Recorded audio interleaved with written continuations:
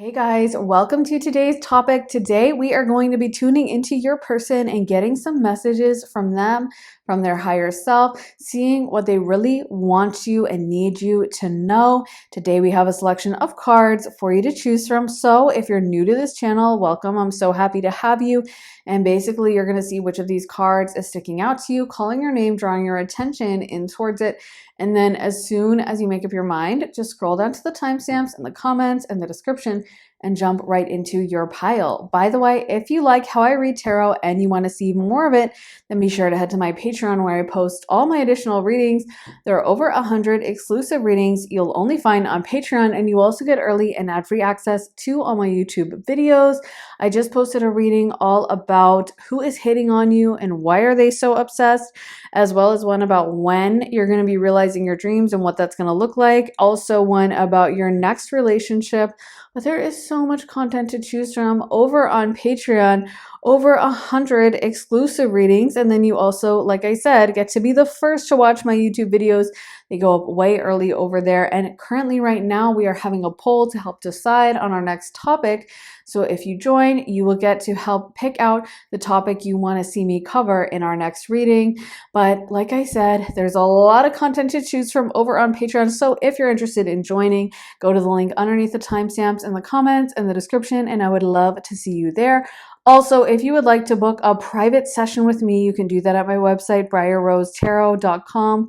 Whether you're looking for a quick half-hour reading, a full hour-length reading, whether you want to be focused on tarot, astrology, channeling, mediumship, a combination, whether you would like it to be 30 minutes, a quicker reading, or a full hour-length reading, you get to customize your session with me, so it's the perfect reading for you. If that sounds good, then head to my website, briarrosetarot.com, and the link for that is in my description. So thank you for watching, guys. That's about all I have to say. If you need more time to decide, you can totally feel free to rewind, pause, and take as much time as you need. But we're going to go ahead and jump into pile one. Hey pile one, welcome to your reading. So if you guys picked this commitment card, this is going to be your reading. So you guys also got the 7 of Pentacles, the 10 of Wands, the 6 of Pentacles reversed, the 3 of Wands, the 4 of Swords reversed, and the 10 of Pentacles. So, wow, this person has a lot of commitment for you, and it's like they want to do a lot for you. They may feel like they are already doing a lot for you. Some of them may feel slightly unappreciated, I'm not going to lie, or like they can't do enough.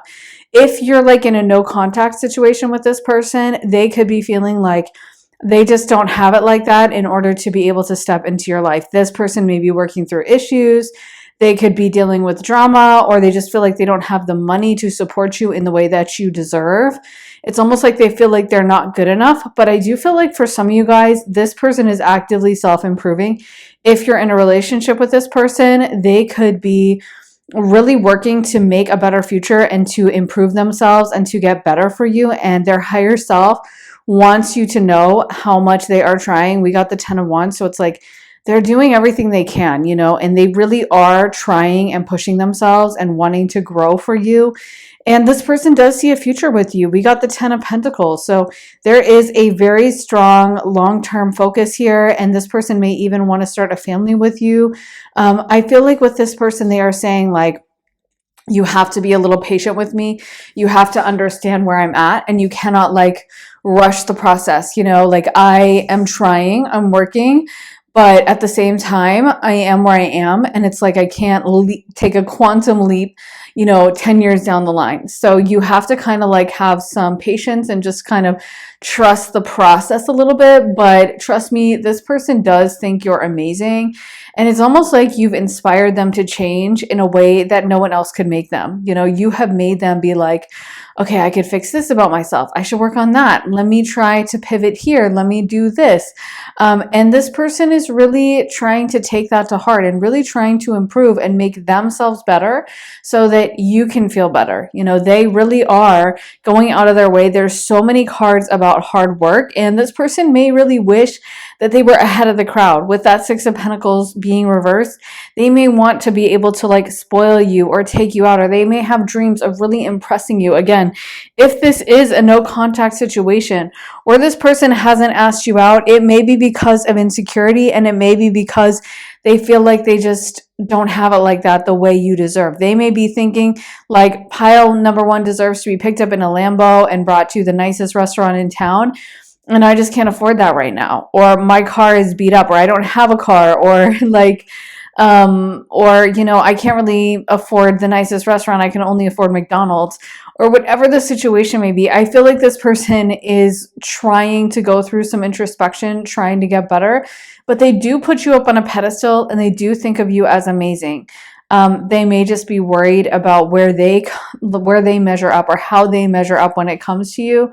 Not feeling good enough, not feeling mature enough, feeling like you deserve more. But I also feel like that really excites them, and they kind of think of it as a challenge that I feel like is kind of pleasant for them. You know, it's like it occupies their mind, like, how can I improve? How can I get better? And they may spend a lot of time thinking about it. It's honestly even bringing to my mind, and this is like totally not a financial situation like this, but Meghan Markle and Prince Harry, how he always seems to be like in awe of her, and you know, like trying to get better, trying to improve himself for her, trying to get smarter for her, or be more kind of politically aware or woke or whatever you want to call it for her. I feel like he's always seemed like he looks up to her, you know, even if and people don't have to like them. I just think that's their relationship dynamic. So it doesn't even necessarily have to be financial, but I do feel like this person puts you up on a pedestal.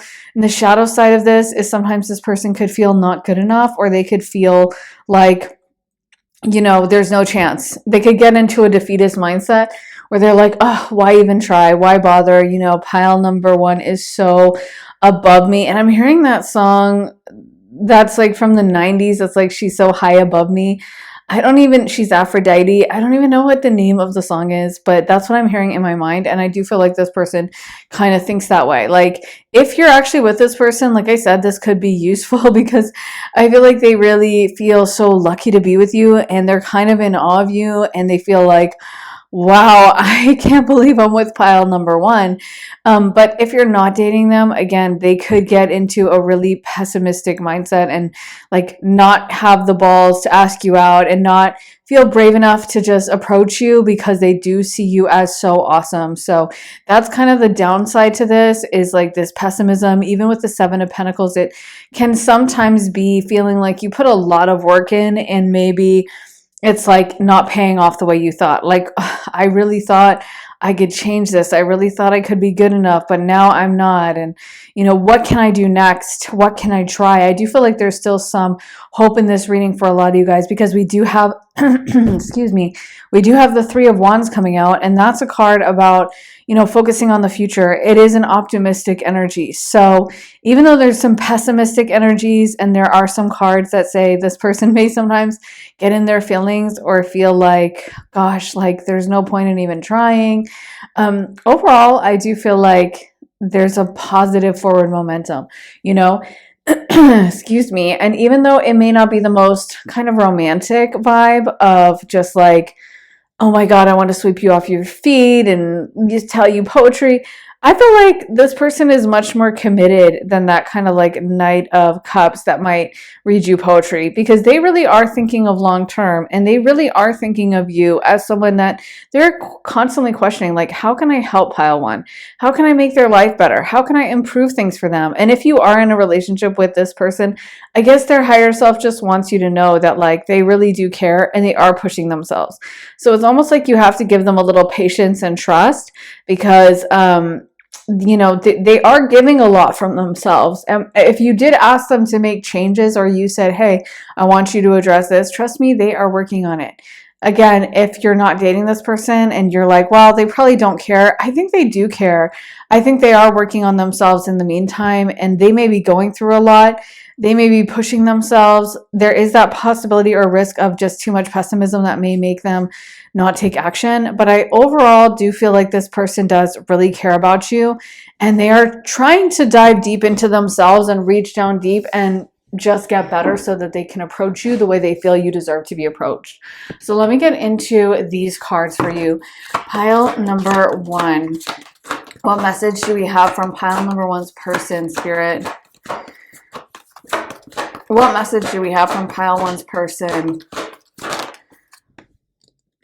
The winged wise ones, angelic help, miraculous aid. Gaia's garden, fruition, abundance, reaping what you sow.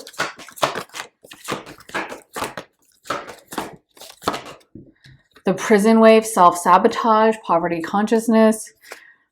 And the wise woman of Wonderland, integrity, compromise. So yeah, I really feel like this person does put you up on a pedestal. I mean, you can see right here, this angel is literally on a pedestal, quite literally. And I feel like this is how this person views you. They may view you as an angel or just like such a gift to them. With this Gaia's Garden abundance card, there could definitely be an intimidation around finances.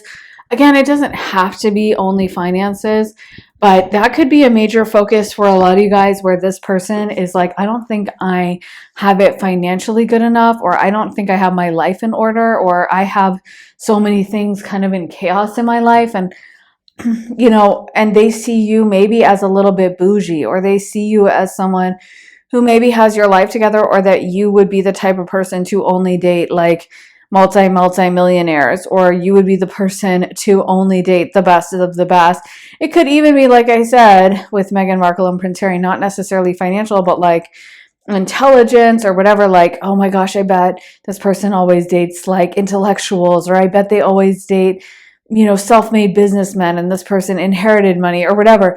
I just feel like this person is definitely in a little bit of an inferiority complex, and they do see you as incredibly wise and smart, and that's exciting for them, honestly. Like, they see you as so smart, and it's almost like they want to learn from you. You know, they find you exciting to be around because I feel like they can never quite figure you out. Maybe you have a very independent vibe, pile 1, because that's kind of what I'm picking up on, like this really strong feeling of independence and this really strong feeling of, I do what I want. You know, I'm focusing on myself, and I'm not like desperate for you. I'm not crawling after you, wanting your attention, wanting your approval. It feels like you march to the beat of your own drum, and you are kind of this leader a little bit. And I feel like this person wants to learn from you. I feel like this person really sees you as someone that they're kind of in awe of. You know, they see you as like magical and so smart, and I feel like they question themselves. They may wonder, you know, after you guys have a conversation,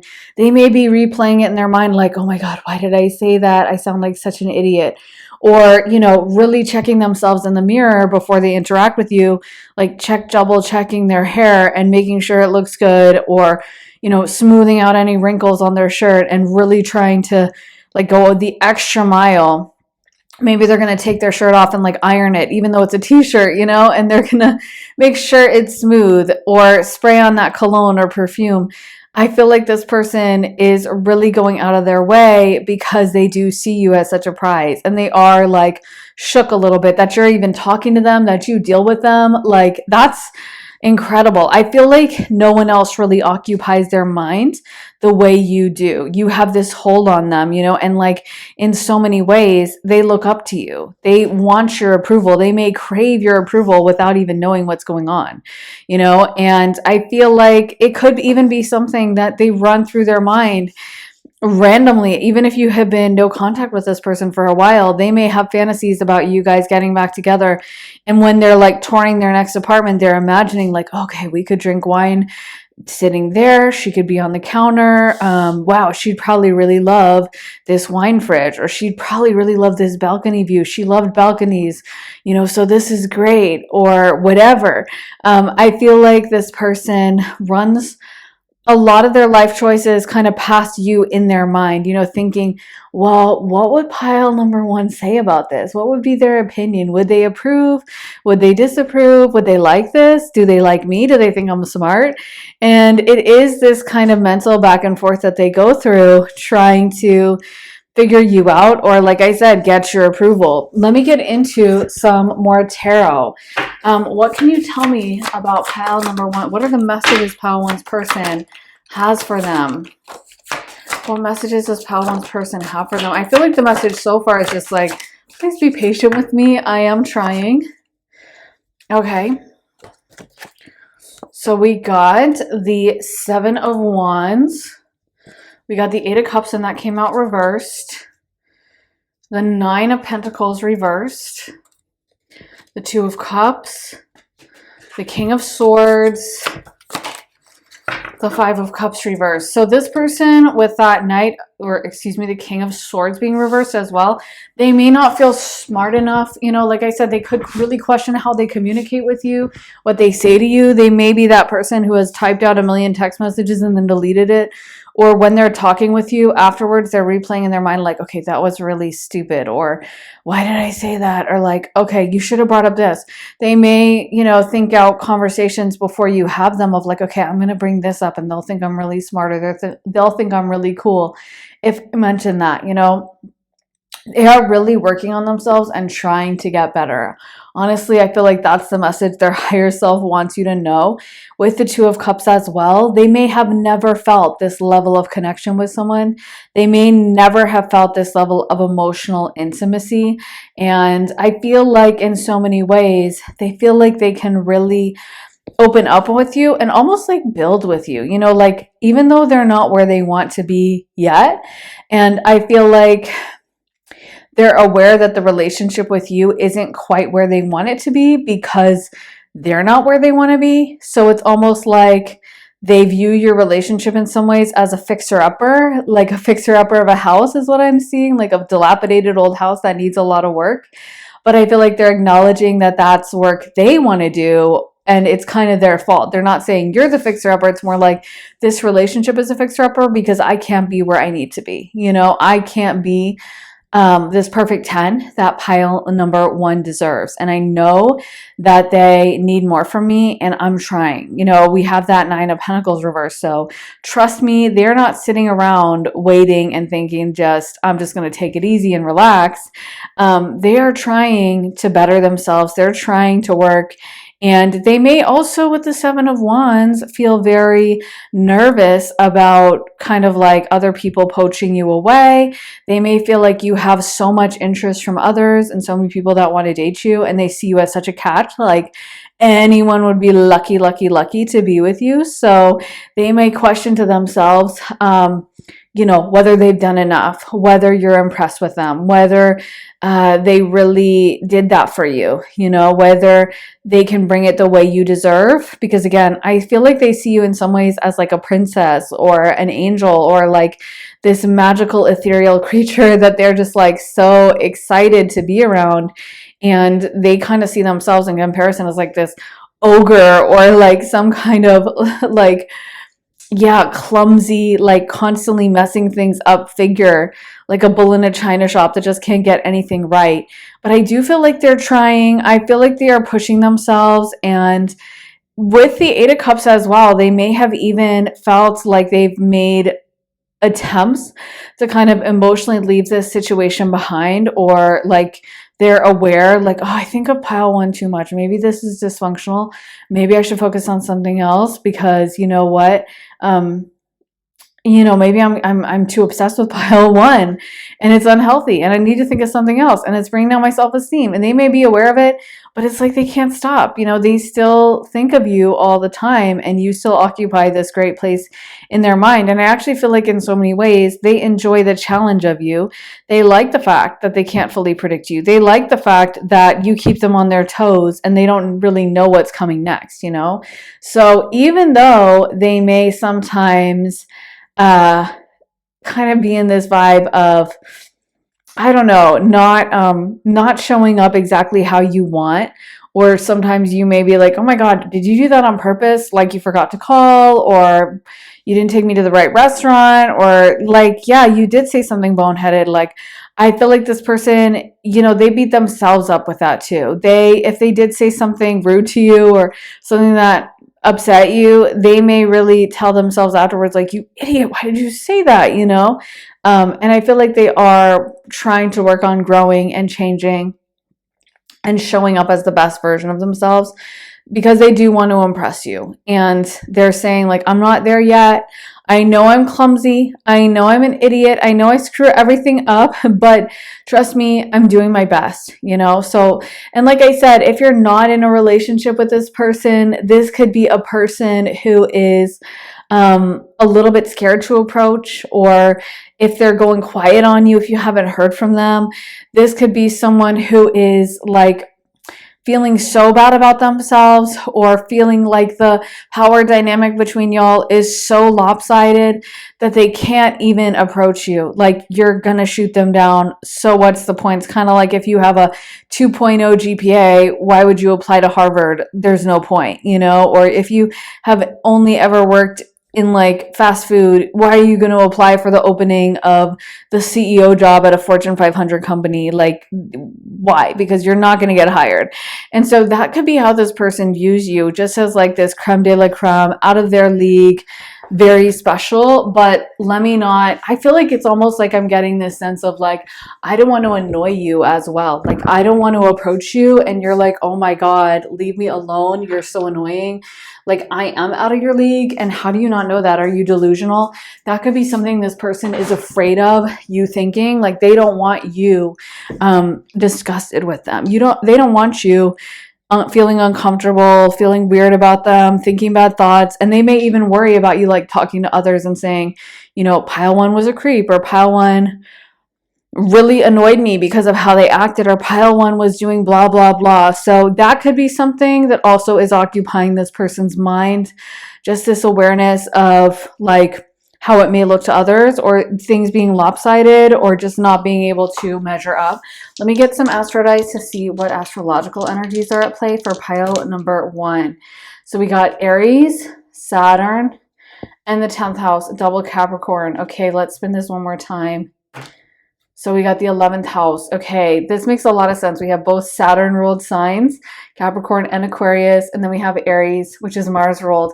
So yeah, there's a lot of like negativity here, if I'm being honest, but not in a bad way, not on your side, not being directed at you, more being directed inward towards themselves. Like I said, feeling not good enough. Saturn is that energy that will make you question and doubt yourself and give you those hard lessons.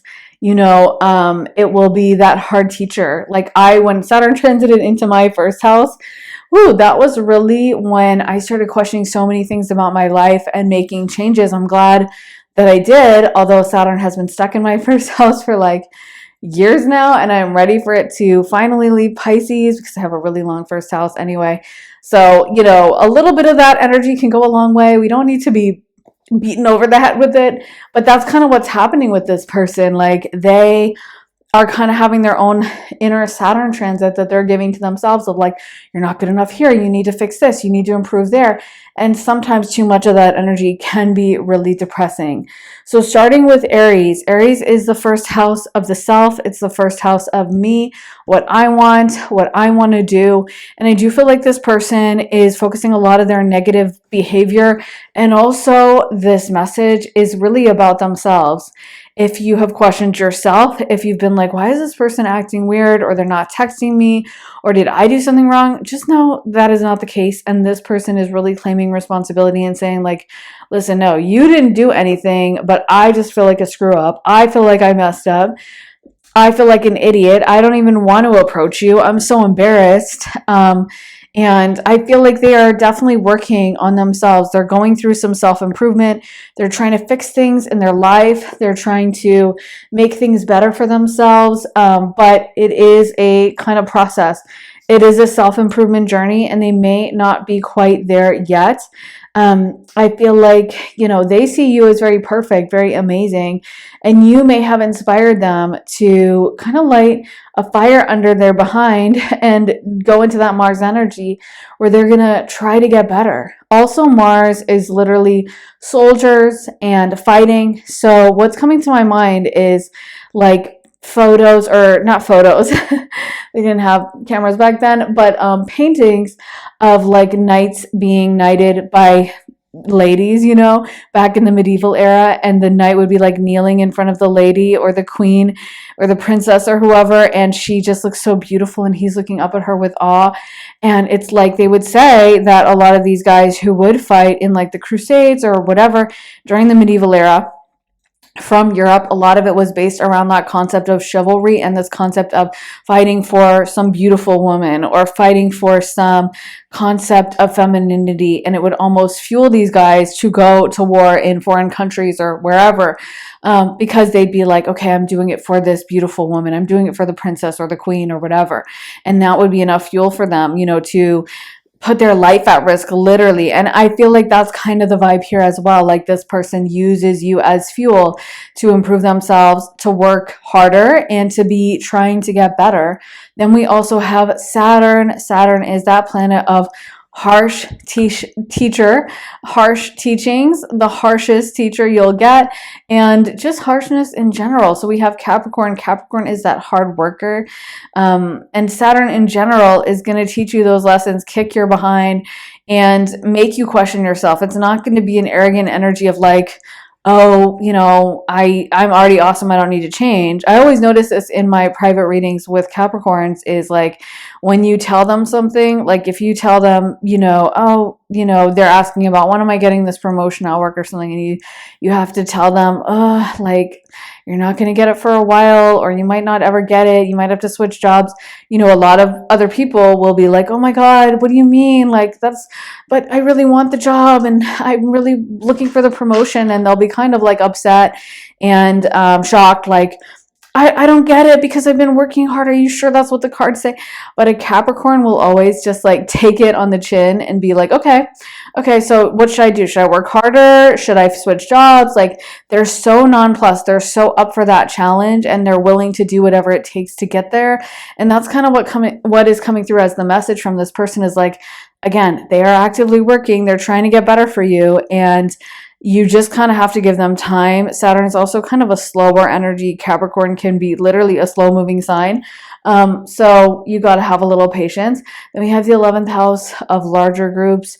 It's also connected with Saturn. It's ruled by Aquarius, which has co-rulership, Uranus, and then Saturn. So also being ruled by the harshness and the difficulty that Saturn brings. But I also, what's coming through is the 11th house of large groups of people.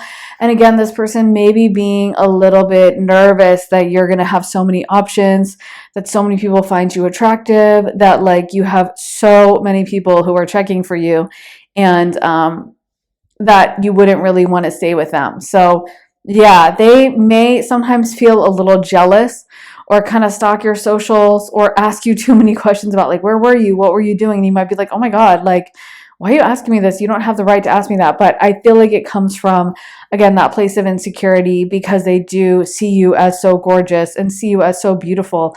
It's really hard for them to kind of like let go and just let it be, because they're just kind of hyper fixated on like, oh my God, but I really like you, I really like pile one, I really want it to work out, and I just don't know if I'm good enough. So yeah, that is what I have for you, pile number one. I really hope that resonates, guys. If it does, let me know down in the comments. I always love hearing your thoughts, your stories, your reactions. Also, make sure to give this reading a thumbs up, hit the like button, and subscribe. Also, turn on those notifications. That really helps the channel. And if you want to see more of my content, then be sure to head to my Patreon, where I post all my additional readings. There are over 100 exclusive readings you'll only find on Patreon, and new ones get posted all the time. You also get early and ad-free access to all my YouTube videos. I just posted readings all about who is hating on you and why are they so obsessed, as well as one about when you're going to be achieving your dreams and your next relationship. We actually have a poll going up right now, so you can suggest a topic if there's something you want to see and vote in the poll to help decide on the next topic we cover. But like I said, there's so much content to choose from over on Patreon. And then you also get to watch my videos way early before anyone else. So if that sounds good to you, then head to the link underneath the timestamps in the comments in the description and join me on Patreon. Also, if you're interested in booking a private session with me, you can do that at my website, briarrosetarot.com, whether you're looking for a quick half-hour reading, a full hour-length reading, whether you want it to be focusing on tarot, astrology, channeling, mediumship, a combination, whether you would like it to be pre-recorded or live, 30 minutes or an hour. You get to really customize everything and make sure it's the right reading for you. If that sounds good, then head to my website, firerosetarot.com, and the link for that is in my description. So thank you so much for watching, guys. I will see you very soon in another reading. Take care. Bye. Hey Pile 2, welcome to your reading. So you guys got Heal the Ouch. Let's get into your tarot. So you guys also got the Seven of Swords, the Five of Wands, the Queen of Swords, the Justice card, the Empress, aka the Lady, and the Temperance card. Ooh, this person, I feel like the message I'm getting from them is something like, I'm sorry I couldn't show up the way you needed. Like, I'm sorry I couldn't be better for you. I feel like this person, I don't know, they could be saying that they are working through a lot of stuff, that they are dealing with a lot. I feel like they see you as very amazing, very perfect. And they do feel like you guys have a spiritual connection in so many ways. This person's energy, I'm not going to lie, it feels occupied, busy. Like I'm getting this vibe of them just running around doing a lot of stuff. Their higher self is actually acknowledging that half the things they do are kind of pointless and stupid, but it's like they kind of can't help themselves. I feel like this person is a little bit unevolved. I'm not going to lie. And in a way, you may have triggered this like growth from them. They may be very triggered by you. And this person could be running away from you for that reason, because I feel like they feel much more strongly about you than they have about anyone else.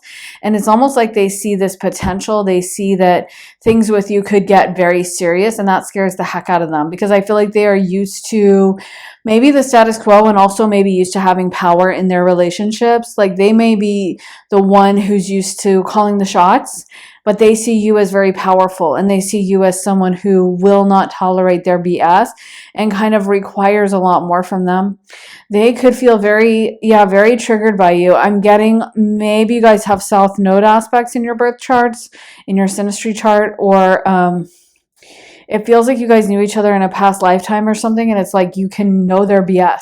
You know, I always think that's what's so funny about soulmates is like people often think when you meet your soulmate, it's like just going to be flowers and sunshine and roses and just so easy. But a lot of times it's actually that person that can trigger you like no one else. That person that can see through you. You know, I always compare it to like when you come home and you see your siblings or your parents, and they just know what to say to make you crash out or get under your skin, or bringing up something from second grade, but it really irritates you and it's like painful for you. And they know what to say. They know you because they, you know, they've known you for so long. They've known you for so many years. So they kind of know how to get into your head. And I feel like there's this vibe with you and this person of that dynamic where sometimes they are almost afraid of you because they're like, oh my God, pile number 2 is so powerful. And number 2 makes me feel things a lot deeper than anyone else. But it's almost like this person had a very comfortable life beforehand, and they weren't really looking to be triggered. They weren't really wanting to feel so strongly. They weren't really wanting to be linked in with anyone on the level that they feel linked in with you. And sometimes it does drive them a little bit crazy. Sometimes it does make them think, you know, I don't know if I can handle this. And I feel like in a way this person could maybe even seek out relationships that could be a lot easier, because they may feel more in control. Like I said, you know, sometimes you go home for the holidays, you go home to see your family, and you're just like, oh, I never want to see these people again, because they know how to get under your skin. And it may be easier to hang out with like some random stranger or a friend, an acquaintance who you don't even know that well, because that person probably isn't going to bring up the time that, you know, your teacher scolded you in front of the whole school when you were in 4th grade and you ended up crying in the bathroom. Like, you don't want to talk about that, right? It's embarrassing. So it's a lot more fun to talk to some random person at the bar that doesn't know you, and they're going to be like, wow, you just came back from a trip to Greece? That's so cool. You sound like such a success. Wow, you're doing really well in your career. Oh, that's awesome. Because they don't know that the only reason you took that job was because you got fired from your dream job and you're still bitter about it, and you thought about suing the company for severance pay or whatever. Like, they don't know the whole story, so they're just going to hear like the snippets and be like, that's awesome, great, good for you. And it's a lot more painful to deal with that person that sees you and knows your story and sees you to who you are at your core. I feel like with the Queen of Swords, they definitely see you as being very perceptive, and sometimes it makes them want to run away. Sometimes it feels too much for them. Sometimes they feel too known by you. It's too much intimacy, and they may go into a runner dynamic, like a runner-chaser dynamic, where they're like, oh, heck no, I'm not doing this. This does not feel comfortable. This does not feel good to me. I don't like this. I don't enjoy, having, it's almost like they feel like they're a little insect pinned under a microscope, or like a specimen in a lab that you're studying, like I said, under a microscope. And sometimes it does feel uncomfortable. Sometimes they are like, I can't, no, this is not working for me. And I feel like in those times, for some of them, they may seek out connections with other people that don't challenge them, that they don't actually feel the same connection with, they don't feel as strongly about, they don't feel as known by. So it's like, this feels safer, this feels easier. I don't have to push myself. I don't have to worry about being judged. I don't have to worry about this person seeing through me. It's a little bit more adulation. It's a little bit more approval. It's a little bit more, oh my God, you're so cool. Whereas I feel like you challenge this person, or you don't tolerate their BS, or you really see, like I said, who they are to their core.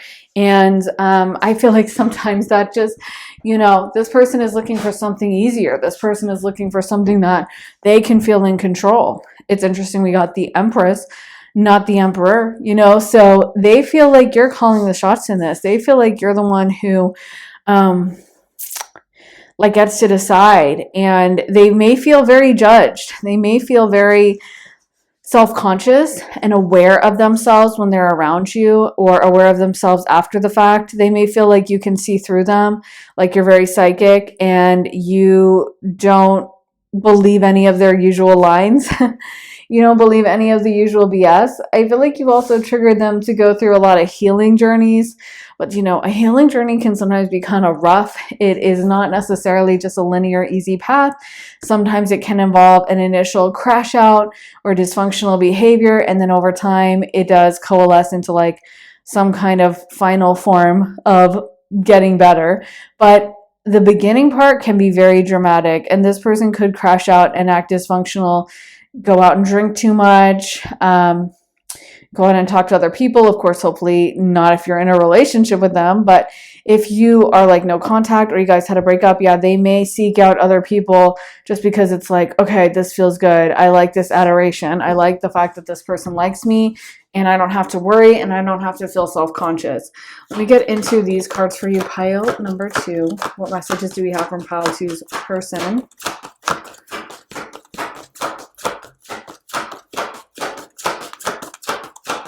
Okay, they really didn't. They don't want to talk today. Let's see.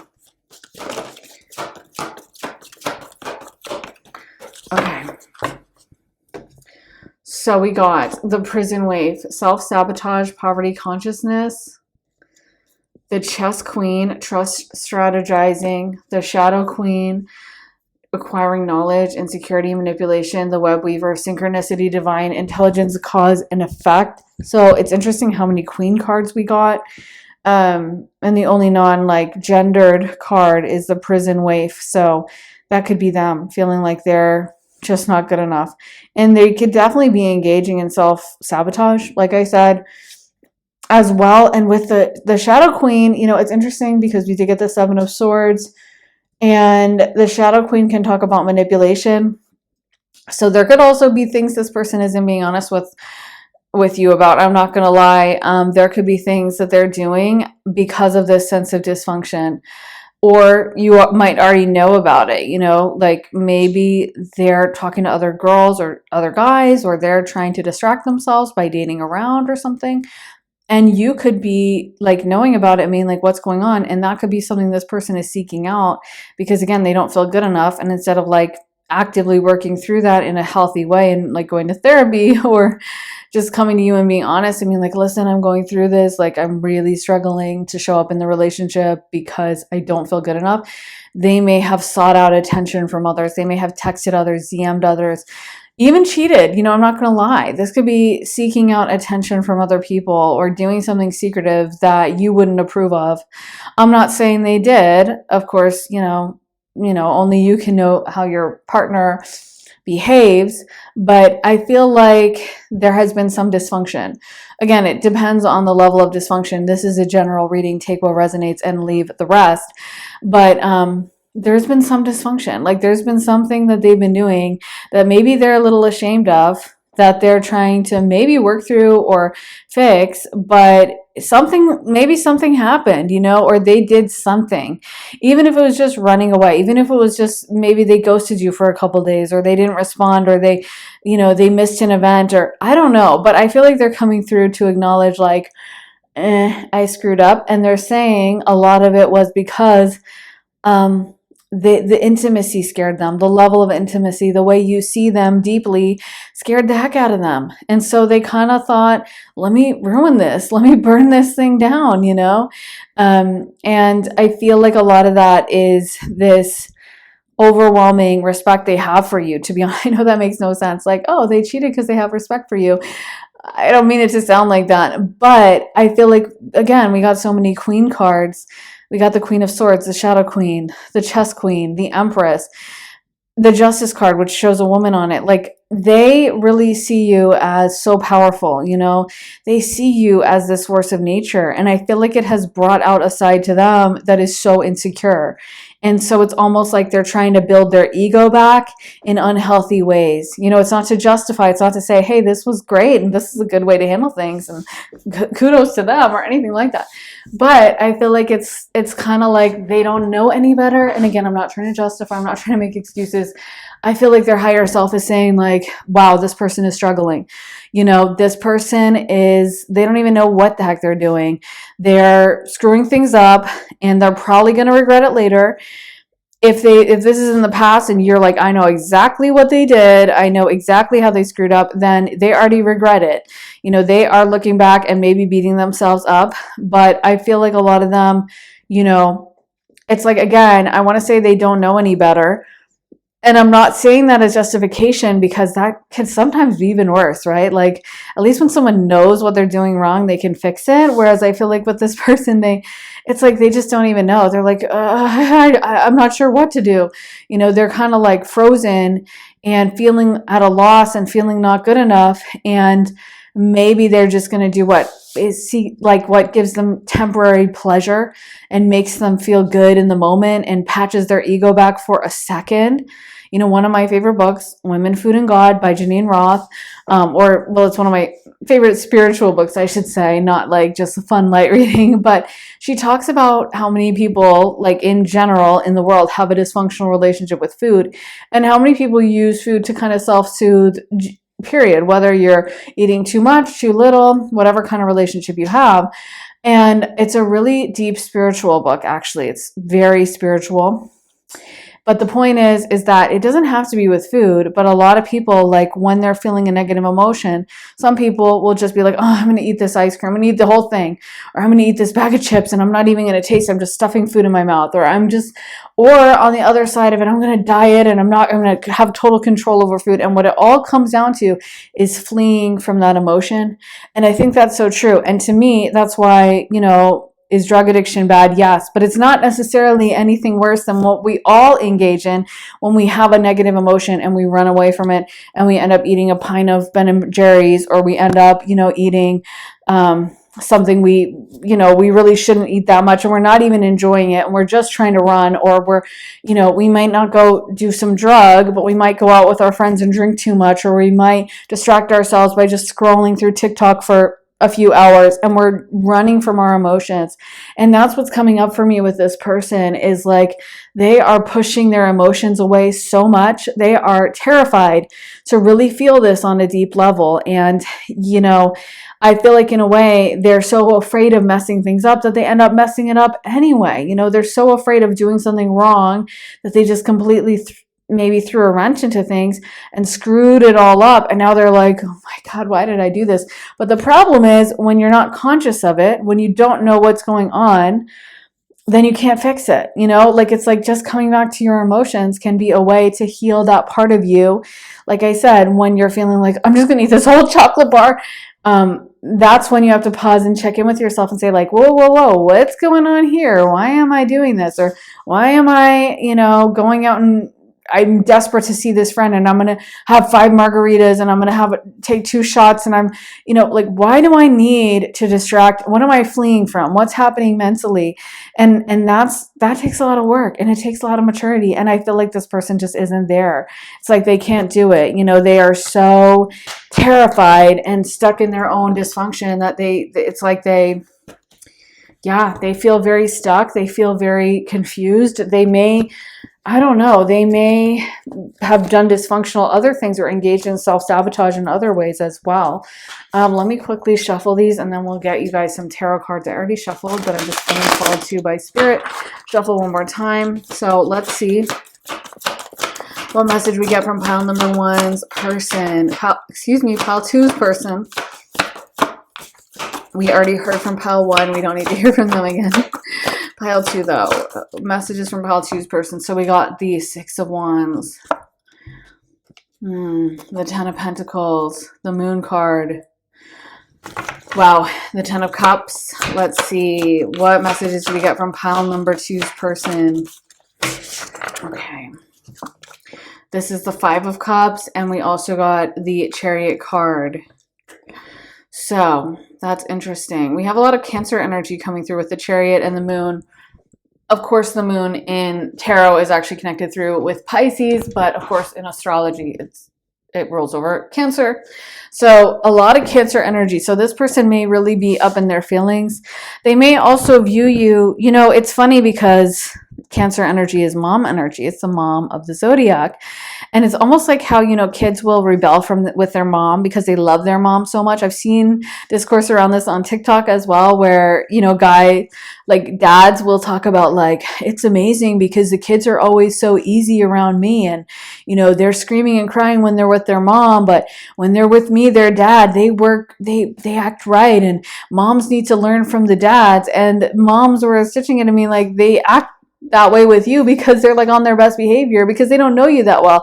We're their safe space. And so of course they're going to act up. That's when they're going to have a tantrum, whatever. And I think that's so true because you do act a different way when you really feel like you can trust someone, when you really feel like you know someone, or you really feel like this is my person. That's when you can let your guard down. And that's when you can sometimes bring out that worst version of yourself, or you can let someone see you cry, or you can treat them worse in a way than you would treat someone that was a stranger. Like I said, when you're home with your family and they say something that annoys you, you might, start screaming at your brother and telling him off and calling him names. You wouldn't do that with a stranger in public. You would just swallow it down, right? Even if they said something totally crazy, you'd be like, okay, well, anyway, I gotta go. But with your brother, you're going to let him have it because there's also that trust. There's that level of closeness. And I feel like in a way, you might sometimes get the worst version of this person because they feel so close to you. They do feel safe around you. We did get the 10 of Cups. They feel like you know them. And sometimes that may freak them out. Sometimes they may resent that almost intrusion on their intimacy. Like, I have never been seen this deeply before. I've never been known this deeply before. And you know what? It's not really comfortable. I kind of want to be this mysterious, cool person. And now pile number 2 is all up in my business. They see every facet of me. They see every side of me. And this is like way too much. With the 6 of Wands as well, they could be trying to present something via social media. They could be very focused on making themselves seem like a success or seem like they're having a great time, like they're the life of the party, like they don't need you. They could be really focused on appearances at this time and really wanting you to see them thrive. They could have even gone into a kind of competitive, weirdly competitive vibe with you with the 5 of Wands, where they sometimes will be like, no, you're not, I'm not going to lose this breakup. I'm not going to be the one who looks like a fool. I'm going to show the best side of me. And sometimes it could be a little contentious, or them kind of battling it out. And again, preserving their ego more than anything else, worrying a lot about what other people have to say, what other people are going to think, other people's opinions. Let me get into some astro dice for you. Pile number 2, and they also, with the 10 of Pentacles, maybe trying to seem like a big financial success. So we got the 7th house of Libra. That's come through a lot because we have the Justice card ruled by Libra. Then we have Virgo, and then we have the Sun, aka Leo. So Virgo, Libra, Leo. So Virgo, starting out with the 7th house, that's the house of marriage and partnerships. And Libra can be a smooth talker. So again, what's coming through with this person is maybe a little deception. Given the other cards, I'm not saying like Libra to me represents deception, but combined with the 7 of Swords and some of the other cards, the Shadow Queen, again, I just feel like this person could glaze over the truth and sometimes not be fully honest. And sometimes they can present something that isn't 100% facts, or they could know what to say, or they could act in a way that's not being completely transparent. Libras are going to kind of preserve your feelings. They're not going to tell you the truth.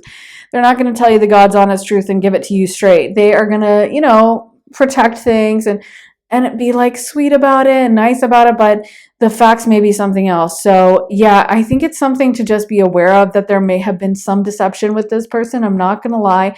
Again, it's a general reading for lots of people, thousands of people. So please take what resonates and definitely leave the rest. If you feel like you can trust your partner and you have that resonance inside of you, then that matters so much more. There could be something else that's coming through in this reading that is meant for you. So take what resonates with you and then drop everything else behind. But I do feel like there is an element of deception, maybe with some of them, the low vibrational people that this applies to, where, they don't feel comfortable airing out their genuine insecurities and being that transparent and vulnerable and honest.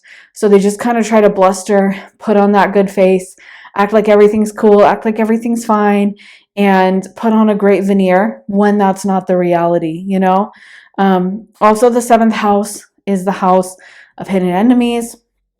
So the funny thing is that in Vedic astrology, like I said, they believe that your wife or husband, your spouse, is actually an enemy from a past lifetime, which I kind of love that, because I feel like, wow, that kind of resonates as so true with a lot of married couples, right?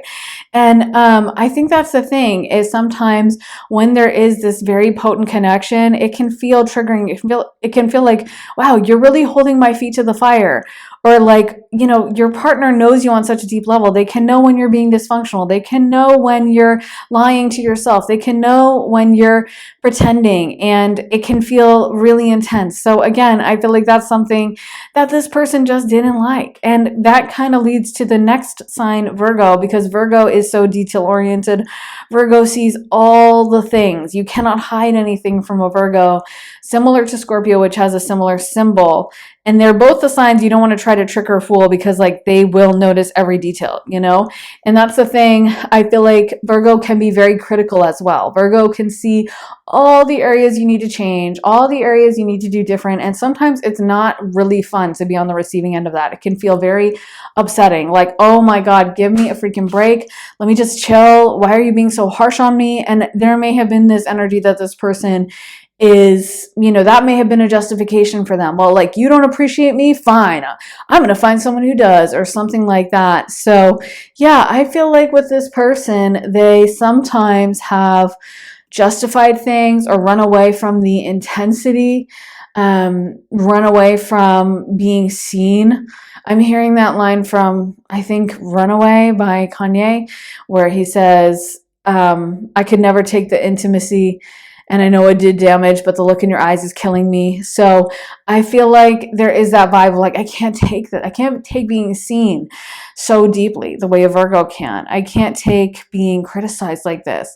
Even though, when someone sees us and knows us that well, yeah, they're going to have usually some criticism. They're going to see our flaws in addition to our beautiful, good traits. But this person just couldn't stand that. They need to be kind of adored. And that leads to the final sign. We have the Sun, Leo energy, and definitely the Sun, Leo energy likes to be adored and worshipped and put on a pedestal, which is a positive thing. But the shadow side can be seeking out like short-term acclaim, or seeking out fame, or seeking out love from a random person, because they don't want to have anyone see their bad side, and their bad side can trigger them, and they need that adoration. They need to be looked at with rose-colored glasses. They need to be seen as the be all end all, the star in the sky. So if you're not giving them that, they're going to be upset. They're going to be unhappy. So yeah, I feel like with this person, they're also now maybe unpacking like, wow, I messed that up. But it depends on where they are, because there's a lot of dysfunction running through this. And it may take them time to run through this process and realize how unfulfilling it is. And then eventually run out of steam and be like, okay, it's time for me to apologize, if you ever get an apology. Because I don't know, I feel like there's plenty of people in this pile that they could just keep running for a long time, or they could be too embarrassed to apologize, or they could be too delusional to say like, no, I really messed up. I don't know. But yeah, I feel like they do have strong feelings for you, but it definitely has triggered their kind of fight or flight runner energy. And yeah, it's not the most positive energy, if I'm being completely honest. But I hope that resonated with you. Pile number 2, sorry, it is not more positive, but I always want to give you guys the total honest truth that I'm getting. So I hope it resonated with you. If it does, let me know down in the comments. I always love hearing your thoughts, your stories, your reactions. Also, make sure to give this reading a thumbs up, hit the like button, and subscribe. Also, turn on those notifications. That really helps the channel. And if you want to see more of my content, then be sure to head to my Patreon, where I post all my additional readings. There are over 100 exclusive readings you'll only find on Patreon, and new ones get posted all the time. You also get early and ad-free access to all my YouTube videos. I just posted readings all about who is hating on you and why are they so obsessed, as well as one about when you're going to be achieving your dreams and your next relationship. We actually have a poll going up right now, so you can suggest a topic if there's something you want to see, and vote in the poll to help decide on the next topic we cover. But like I said, there's so much content to choose from over on Patreon, and then you also get to watch my videos way early before anyone else. So if that sounds good to you, then head to the link underneath the timestamps in the comments in the description and join me on Patreon. Also, if you're interested in booking a private session with me, you can do that at my website, briarrosetarot.com, whether you're looking for a quick half-hour reading, a full hour-length reading, whether you want it to be focusing on tarot, astrology, channeling, mediumship, a combination, whether you would like it to be pre-recorded or live, 30 minutes or an hour. You get to really customize everything and make sure it's the right reading for you. If that sounds good, then head to my website, briarrosetarot.com, and the link for that is in my description. So thank you so much for watching, guys. I will see you very soon in another reading. Take care. Bye. Hey, pile 1, welcome to your reading. So if you guys picked this magic stream card, this is going to be your reading. Let's get into your tarot. So you guys got the 4 of Pentacles, the Fool card, the Ace of Wands, the 9 of Cups, the King of Pentacles, the Queen of Pentacles, and you got one additional card. You got the Herald, aka the Temperance card. So the first thing that I'm getting is this person is really in awe of you. I feel like they do put you up on a little bit of a pedestal, and they feel very comfortable with you. They feel very safe around you. They feel like they can talk to you, open up to you, emotionally rely on you, like you're their safe space in a way. You're their comfort zone, and they feel like they can, when they're around you, they can kind of relax. Maybe they really love cuddling with you or talking with you, getting your opinions on things. I feel like for them, you are this deep sense of comfort with that 9 of Cups coming out. They just feel like they can kind of unleash on you, relax into you, and it's very peaceful for them when they think about you. It's like letting out a breath, or like relaxing into an easy chair or something. It's like, okay, I can just trust this person. I like them so much. I'm also getting a sense of kind of mischief coming from this person. Maybe with the Fool card, they're a bit of an adventurer, or there's someone that really likes to always be trying new things, going new places, exploring. I feel like this person, I'm not going to lie, the feeling of mischief I'm getting combined with that Ace of Wands, the Fool, the Ace of Wands, This may be someone who has a hard time settling down, or that, it's almost like that sense of mischief, that sense of play that they give off, this playful, that's the word that comes to mind, mischievous quality that they have, could sometimes lead them to trouble or making bad choices. So if you're in a relationship with this person, always, of course, take what resonates, leave the rest. It is a general reading, so it applies to thousands of people, and take the parts that really resonate with you. If you're in a relationship with this person, this could just be that this person will always be a child at heart. They're always going to be kind of young-minded and playful, keep you on your toes. But if this is someone you're like no contact with, or they have been acting sketchy, I could see this energy being like the shadow side of it, someone that might not always be the most loyal or mature, because I feel like sometimes they just do what's fun for them in the moment. They just do what's fun, what's easy. With that Nine of Cups, the Ace of Wands, the Fool, sometimes they kind of could just end up almost like self-sabotaging or doing something because it feels good in the moment, and then later on being like, oh, that wasn't really the best option for me.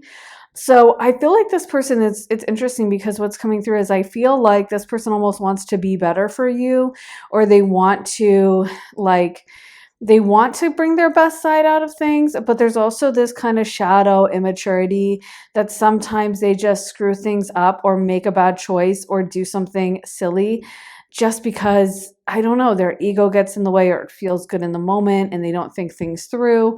And yeah, that's coming through as like they can be very impetuous. That Ace of Wands, it's not a very thoughtful energy. It's not like, oh, let me think this through and really make a good choice. And so, like I said, the dark side of this person, the shadow side, could be someone that sometimes does reckless stuff, or kind of like does something where you're like, what the heck? Why did you do that? And maybe they don't even have an answer. They may not even know for themselves why they're doing that. I also feel like with the King of Pentacles and the Queen of Pentacles, you may have encouraged them to step more into their maturity. And I have to grab a drink of water really quick, because my throat is kind of scratchy. But you may have encouraged them to step more into their maturity and to become a little bit wiser and to become a little bit more disciplined. And I feel like this person is working on that for you. But I keep getting this cheeky, like wink and a smile vibe, where I feel like sometimes this person, I'm also hearing that song. This is like a song from the 90s, but Lit, My Own Worst Enemy, where sometimes they do stuff that then later they're like, oh, why did I do that? That was boneheaded. And I could see that being a tedious energy to put up with for long, where sometimes you're like, I know you didn't mean anything bad by this. I know you weren't trying to hurt me, but like, WTF, why did you do this? And sometimes I feel like they could be a little thoughtless.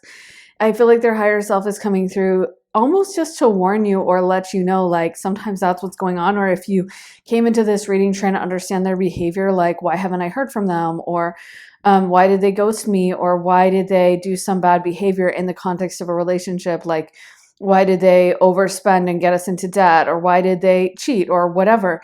One of the reasons could be like childish impetuousness and just doing something, not even thinking it through. And it's almost like it's very hard to get an answer for why, because they don't really know. They're not a very conscious person. They're not a very like thoughtful, like, okay, let me think of my actions. Let me do this. Let me do that. It's kind of like someone that, maybe knows they should eat healthy, and maybe they do that for a while, but then they're just like, ooh, this chocolate cake looks good. I'm just going to eat the whole thing. And they're not, it's a mindless thing. It's not like conscious, every bite tastes so good. That's why one of the ways to deal with like disordered eating is to be consciously mindful of the taste. Pause, like put your phone down, put your laptop away, don't watch TV, and just focus on the food, right? Because being mindful, being present in the moment is such a life hack to everything. And whenever we're doing something mindless, we might eat a whole carton of ice cream and not realize it because we're just eating quickly and paying attention to the movie and whatever. And that's kind of how this person goes through life sometimes. they just do things to do things. They just do things because it feels good and they're not really thinking it through. I also could see that this person may sometimes feel a little bit intimidated by you because they do see you as so powerful and they do see you as so amazing, and they may not feel like they're quite on your level all the way. So sometimes they might like intentionally self-sabotage or just do stupid stuff because they're in a way, deep down inside, they don't feel good enough, and they are maybe even seeking validation out from others. So, yeah. Let me get into some of these cards for you. Pile number 3. What messages do we have from this person? What messages do we have from this person? I mean, what's coming through with this Sun Dancers card is just how much this person really likes you. Like, they really do like you.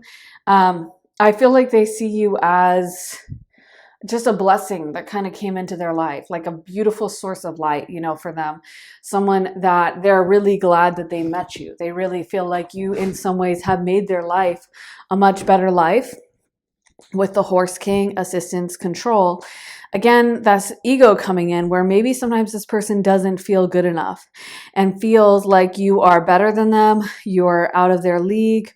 And they may not be sure how to operate within that context. They may not be someone that is capable of introspecting and being like, oh, this is what's happening for me and my emotions. And, I'm feeling a little triggered, but that's okay. And let me push through this.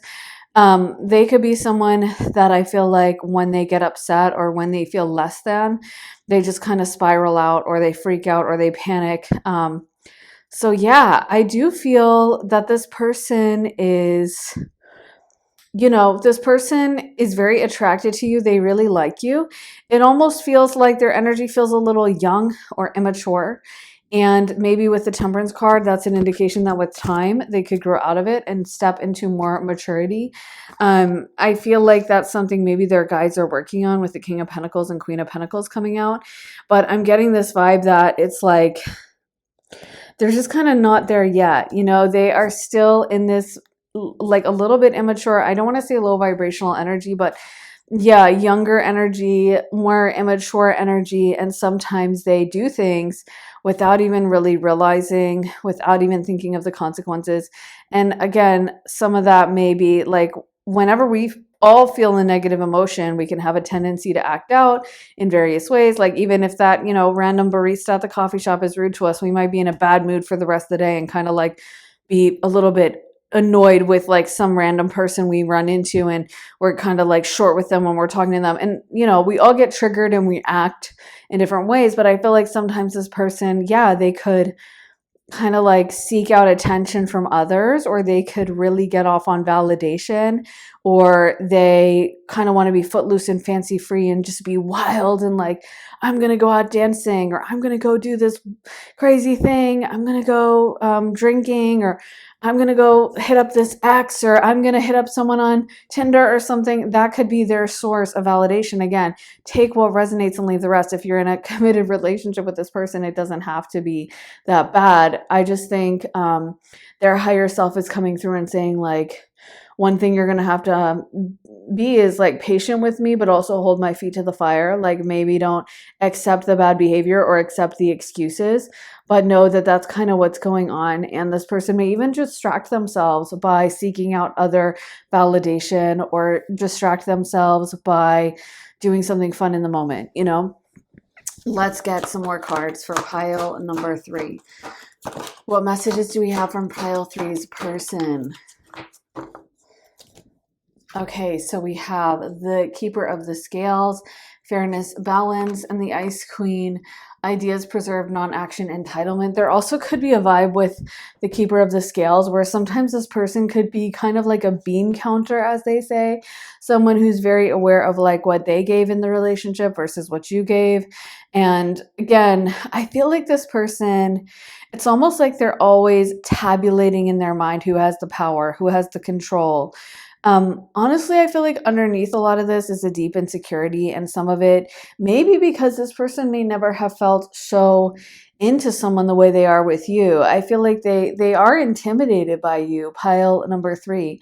They do see you as a huge prize and as someone that they kind of look up to with the Ice Queen coming out.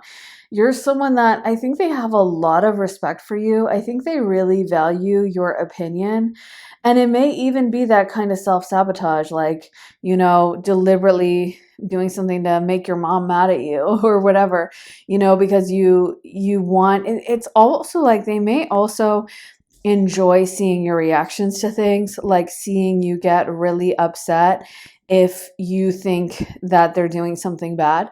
Like if they're following a bunch of girls on Instagram or they're doing something shady, a bunch of Instagram models or whatever that they don't know, and you call them out, they may love seeing you get mad and kind of get off on that, like, oh, okay, so they do care. And they need that validation because they see you as so perfect, amazing, special. But again, the shadow side of this is like long term, if they always need to upset you to get validation, that's going to be really exhausting to deal with.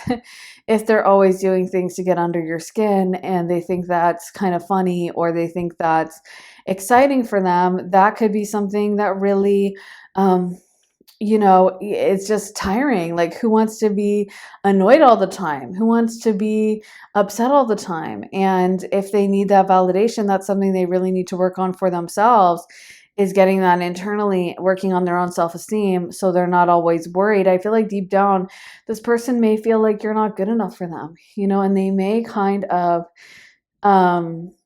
sometimes sabotage or screw things up because they're so afraid you're going to leave them and they want to be the one to leave first because then that gives them some control, or they want to be the one to not text you or whatever. I feel like as well, like I said, with the keeper of the scales, like this person's always going through these mental calculations. What does pile 3 have? Where is pile 3 at in their life?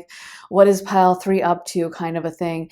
And where am I? And maybe they feel like you're better than them. Maybe they feel like, I don't know if some of you guys make more money than this person, you're more attractive than them physically. They feel like you have more romantic options. Uh, I don't know, you're more popular, or they feel there's a lot of competition for you. They feel like there's a lot of people who want to date you.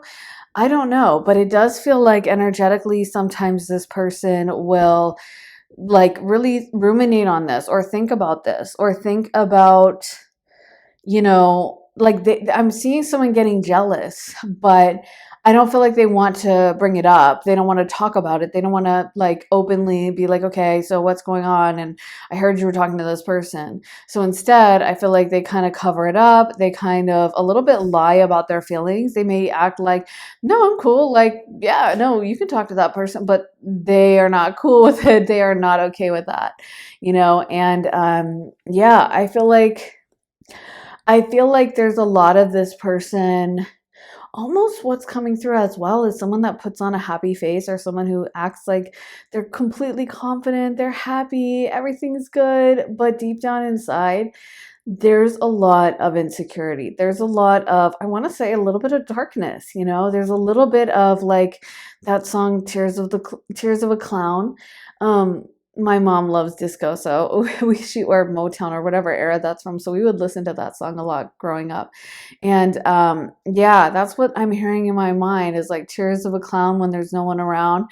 And I feel like this person, yeah, they would never feel comfortable disclosing this. They would never feel comfortable actually talking to you about it. And so they may do these little immature ploys for your attention. If this is someone that ghosted you, they might like drunkenly hit you up, or, randomly like all your stories or pictures or whatever on Instagram, or like DM you a picture of them with someone else. And you're like, what are you even doing? Why are you messaging me like a throwaway story of you in bed with someone else? That's so disrespectful. What the heck's going on? And this doesn't even make sense. And again, I feel like it's just like immature. It's like they're not thinking it through. They're almost like a little kid that's trying to get attention from mom, but doesn't know how to do it in a constructive way and isn't comfortable saying, hey, mom, I really need some love and I want some cuddles right now. So instead, they throw a tantrum or they like break the cookie jar and throw it on the floor and start screaming just because any attention is better, and they don't want to feel vulnerable enough and say, mom, I'm really scared or I'm hurt or whatever. So instead, it's like, let me just do it this way. And it's not a conscious process. It's not something they're thinking through or aware of from a personal level. Let me get into these cards. And a card I got, I want to mention, because we got actually all the other decks didn't get any extra cards. You guys got extra cards, and I love this deck, but I can't use all the cards in it. So you guys also got the Judgment card, the Star, and the Lovers. And I think that sums up, like, this person feels really close to you with the Lovers.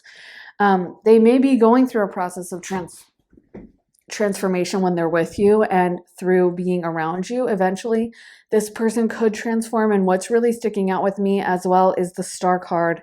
So again, this energy of putting you up on a pedestal, seeing you as stunning, seeing you as beautiful, being very attracted to you, but sometimes like not being able to handle that, not feeling like they're measuring up. That's what I'm getting intuitively. Let's get into these cards for you. Pile number 3. What messages do we have for pile number 3's? From pile number 3's person for pile 3. Wow. So once again, we have a king and queen coming out from the same suit. This time it's the wands. So very sexual energy. Again, I'll say this person is highly attracted to you. We got the 9 of cups again, and this time it's reversed. The Empress reversed, once again, like the Star, which has a naked woman on this card, which is why I can't show it. But yeah, it's a very beautiful naked woman. And so I feel like they see you as so beautiful, so attractive. And sometimes that actually could work against you because they're like, wow, pile number 3 is a 10 out of 10. And look at me in comparison, The Knight of Wands, wow.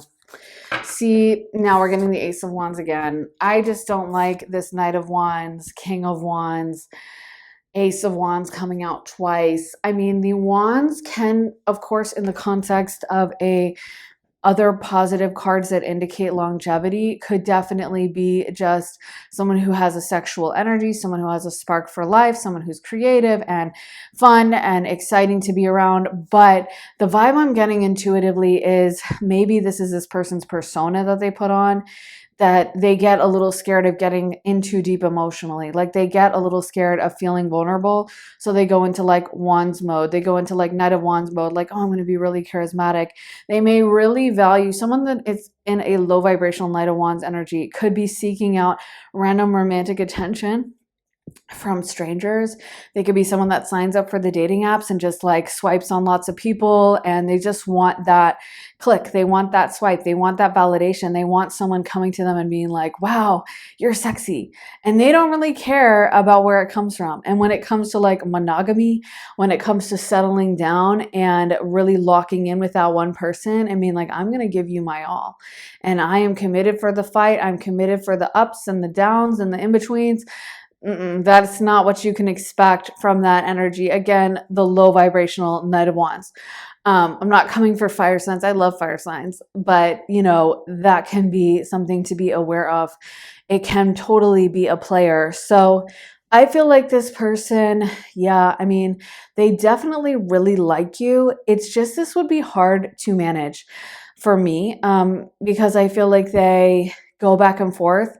They kind of make promises they can't keep, even to themselves. They may tell themselves like, oh, I'm never doing that again, or, no, I'm committed, but then they screw it up. It's like when you sign up for, I don't know, summer school when you're a teenager and you're all excited to learn science or whatever, but when your alarm goes off at 6 a.m. and you have to like get out of bed and all your friends are sleeping and you're like, nah, I'm not doing this, So I feel like sometimes this person, they may make promises to themselves like, oh no, I'm going to lock in, I'm going to commit.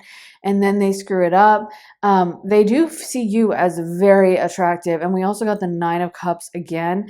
So again, I feel like they feel you're their safe space. They feel like they can come to you, rely on you, trust you, and that it's very pleasurable for them to be around you. They definitely enjoy being in your presence and they are super attracted to you. But I just wish there was more of a longevity energy coming from them. I wish I could get this sense. I mean, we did get the King of Pentacles twice. So, you know, there is that option. Again, if you're in a committed relationship with this person and you do feel like they are loyal, we have the King of Pentacles that came through 2 times. So there is an option definitely for this person to mature into it and to grow out of this. And, you know, it could be that fun, lighthearted energy of the King or the Knight of Wands, where it's just about having a good time, relaxing, enjoying, being your creative, most vibrant self. In which case, if that's the energy, then good for you. And, you know, like I said, take what resonates, leave the rest. But for those of you guys where this person has been acting sketchy or non-communicative or whatever, I don't know. This could be a little bit of a problem. Let's get into some Astro dice for you. Pile number 3. So we got Cancer, we got Saturn, aka Cancer, and then we have, or excuse me, aka Capricorn. And then we have the 8th house, aka Scorpio. So we have Cancer, Capricorn, Scorpio. And it's interesting because Cancer and Capricorn share that same axis. The 4th house and the 10th house, which is kind of our private self, and then our very public self, how we are at home, and then how we are at work, how we are when we're just alone with our most private crowd, and then how we are in the public sphere. And again, I feel like that sums up a disconnect this person has, kind of vacillating between how they are with you in their Cancer vibe, where they are, maybe they love to cuddle. Cancer literally like connects through with beds, so, and houses and the home and being at home and cuddled up and, you know, puttering around the kitchen in your slippers and no makeup. And that's such a Cancer energy. I love Stephen Forrest's description of Cancer as that feeling you get when you come home from work and you get to like take off your suit and you get to take off your coat and you pour yourself a glass of wine and pull on your PJs and watch your favorite comfort TV. That's such a Cancer energy, right? It's really how we are with our deepest version of ourselves, our most authentically honest, truthful, relaxed self. And I feel like this person feels that connection with you on a deep level. They feel like they can relax into you. They feel like they can trust you, be honest with you, melt into you. And it's really enticing for this person. They love it. They love the intimacy they feel with you. They love the fact that they can really be their most honest self. They feel a deep, deep sense of connection around you.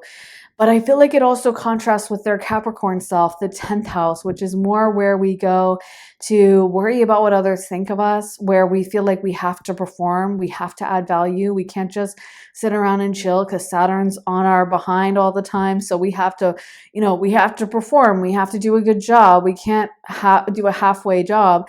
And so Saturn is the 10th house of public honors. It's, where we can be very public. Your midheaven is often how people will perceive you, combined with your ascendant. So yeah, I feel like with this person, they sometimes worry about other people's perception of them. They sometimes worry about seeming cool enough. They sometimes worry about living up to some standard they have in their minds. And that kind of creates this tension where sometimes you might be like, I don't get it because you're such a softie around me, but then in public you act like this, or in public you have an attitude or whatever. And I feel like a big part of that is this person trying to create a persona. They almost feel an obligation or a need to create this persona. And then it may not actually emotionally serve them, but it's kind of like what they're used to. It's something they feel they need to do, Saturn and Capricorn is not really where we're serving our emotional needs. In fact, it like opposes Cancer, our emotional needs, our emotional center. It's more about our obligation, living up to what we have to do. It's not about, I really want this. It's about, I need to do this. This is my job. This is work. I don't love it, but I got to make the money. And that's what Capricorn energy deals with. So I feel like sometimes this person, even despite what they really want deep down in their soul, there's another part of them that's acting on like, I have to do this. I have to be tough. I have to be strong. I have to have this persona. I have to be cool. I can't be a weakling. And that may be kind of a psyche they have, a mentality that they have. Then we have the 8th house, Scorpio. Scorpio, of course, rules over sex. I do feel like this person, given how much wand energy we got, Ace of Wands, King, Knight of Wands, like this person is very sexual. They are someone that really could connect very deeply through sex, but also, again, the shadow side could be someone who has sex indiscriminately or uses sex as an emotional crutch, uses sex to distract themselves. And of course, whenever someone needs to have random sex to distract their emotions, probably not going to be the most loyal person, probably not a great bet, someone who doesn't have control over that side of themselves. And the 8th house can be duplicitous. It can be where we, conceal things, we hide things, we kind of lie. It's not a really easy, super honest, super forthright type of house. There's a lot of hidden things in the 8th house.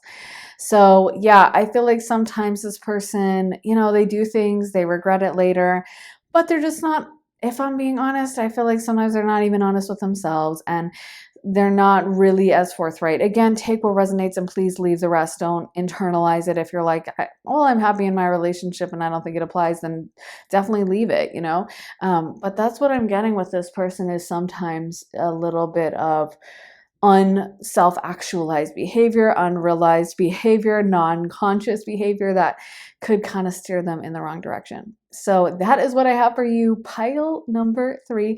I really hope that resonates, guys. If it does, let me know down in the comments. I always love hearing your thoughts, your stories, your reactions. Also, make sure to give this reading a thumbs up, hit the like button, and subscribe. Also, turn on those notifications. That really helps the channel.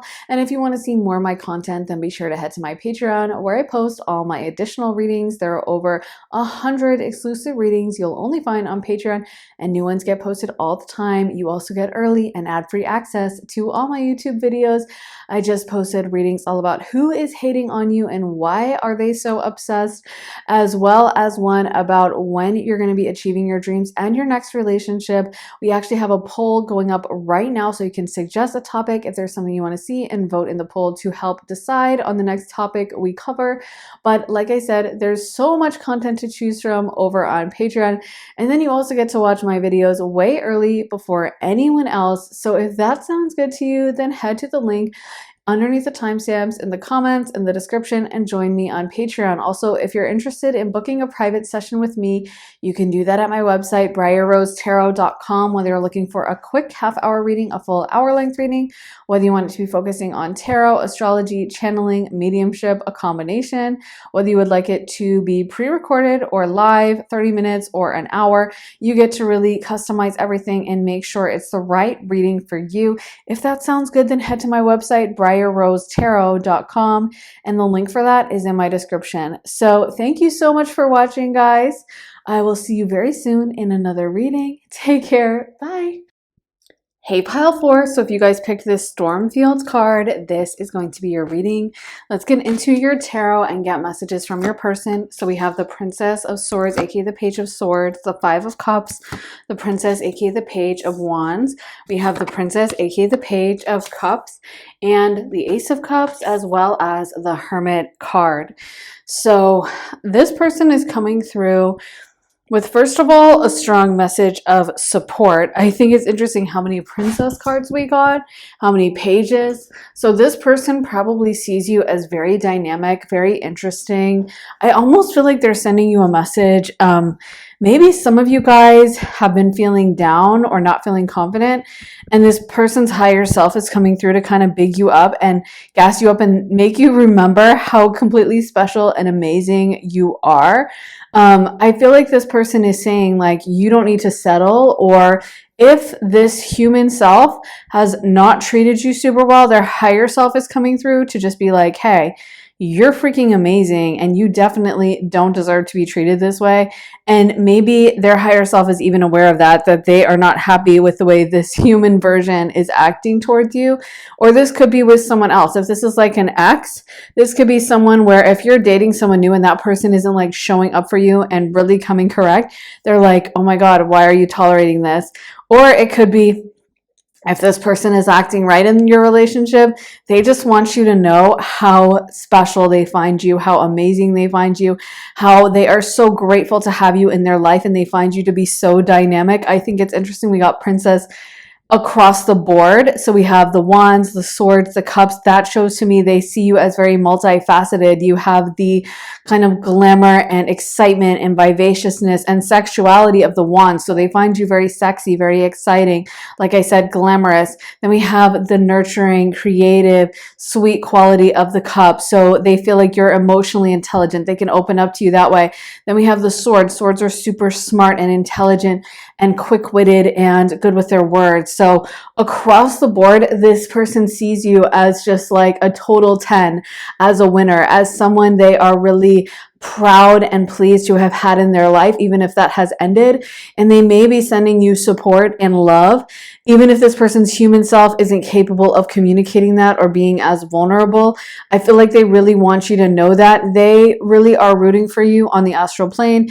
They do have you in their mind as someone they want to support, as someone they want to look out for, as someone they want to kind of take care of.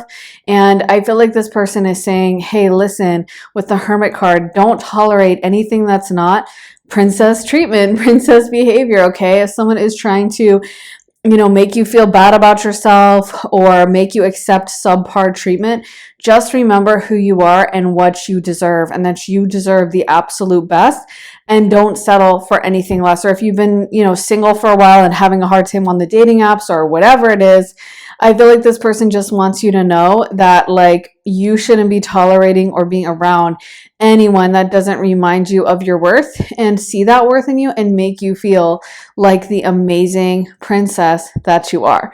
So yeah, I feel like their higher self is just coming through to kind of speak up for you and remind you of who you are and remind you of the treatment that you deserve, and that you don't deserve anyone that's going to make you doubt that or make you feel bad about yourself. I feel like this person is coming through to say they felt a deep, deep connection with you with that Ace of Cups. They really felt like they could be open with you. They really felt like they could tell you a lot of things. And also, I feel like this person is saying that your connection mattered a lot to them, maybe changed their life. You've done a lot for them, and they really see you as like a perfect 10. They see you as such a catch. They feel like anyone who has you in their life is so lucky to be around you. They can't express that enough, and they may have felt very changed by their time with you. They may see you also as someone who's quite independent with the Hermit, and someone who isn't going to tolerate any BS, or someone who wouldn't stick around for any bad behavior. And I feel like that has won their respect, even if at the time when y'all were together that kind of irritated them, and maybe there was something you dumped them about that they didn't like at the time and wanted a second chance. But I feel like with time, they have come to really respect that choice and be like, wow, you really stood on business, and I respect that. And I feel like you have a special place in their heart, and they do look up to you in that sense. They kind of like put you on a different level than other people because you always did treat yourself with a level of respect. Let me get into some more cards for you. Pile number 4.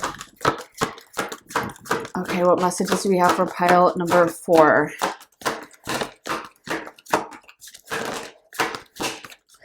Okay, so we got the Fire Prince, optimism, aggression, the Diamond Dreamer, material wealth, true prosperity, the Web Weaver, synchronicity, divine intelligence, cause and effect, and the Map Maker of destiny, authentic purpose, inspiration, free will. So yeah, I feel like this person may feel that you guys were divinely meant to meet each other, and you guys were divinely meant to come into each other's lives.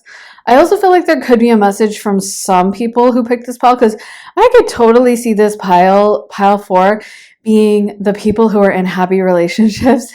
And this message is just a message of beautiful support from their partner. So if that's you, then good for you. And this message isn't necessarily for you, but if this is like an ex or an old situationship or a no contact situation, I do feel like this person is coming through to say, like, I kind of wish I had stepped up and treated you better. And it's almost like they're saying, I needed to do this, or maybe even we needed to go our separate ways. In terms of like Akashic records, in terms of like spiritual destiny, that may have been something that they intuitively felt like, even though there was such a place of comfort and love between you guys, that for your own life purposes, self-development, fate, karmic connection, that they needed to kind of go on their own way, and they needed to allow you guys both to have your space and freedom. And I feel like they're also acknowledging that you have gone through so much self-development and change, and you have grown so much in who you are as a person. And they're really so proud of you. They feel like you are in many ways an inspiration to them. And they see you as someone that's a lot stronger than even they knew at first. You know, like the way you have thrived or the way you have moved on. And again, for those of you guys who really stood on business and didn't accept any bad treatment, wow, they really respect that. And they feel like it's kind of amazing how you haven't been willing to tolerate any bad behavior, and you've really stood up for yourself.